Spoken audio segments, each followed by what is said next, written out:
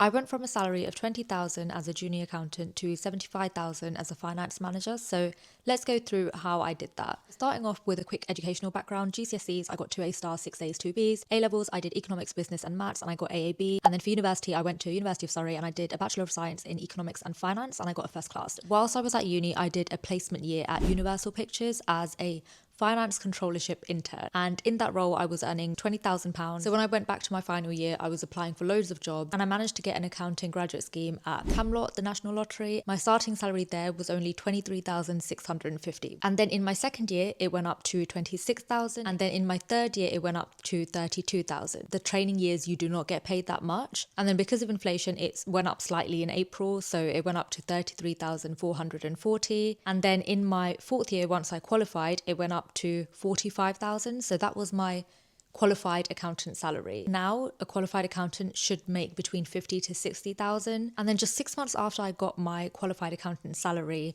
I actually got a job offer and they were offering £58,000 initially. So I handed in my notice at Camelot and they made a really good counter offer. So my salary actually went up to a total of £67,000.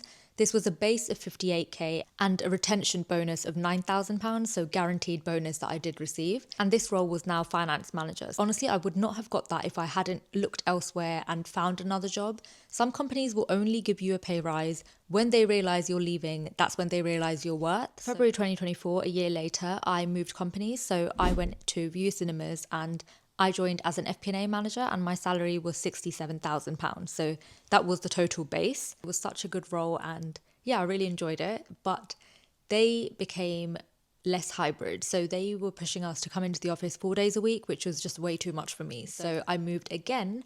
And in January 2025, I joined a different company and over there I was being paid £75,000 as a finance manager. I did not enjoy my role, realised that FP&A/commercial finance is where I really want to be, specifically FP&A. So I quit my job. I went on holiday, I came back and I handed in my notice because I actually found another job. So yeah, in May I've started another job now as FP&A manager for a different company and I'm being paid a total package of £80,000, 75k base and a 5k sign-on bonus. That is what I'm on now. Young me would be really proud because I am not the most loud, extroverted, assertive person. So for someone like me to climb up the corporate ladder and actually, become a manager and I'm actually managing someone, it's a big achievement for me. And I did not get any of my jobs through any connections. I applied for every single job myself. So mainly I got it through LinkedIn. So Camelot I got through LinkedIn and a few others.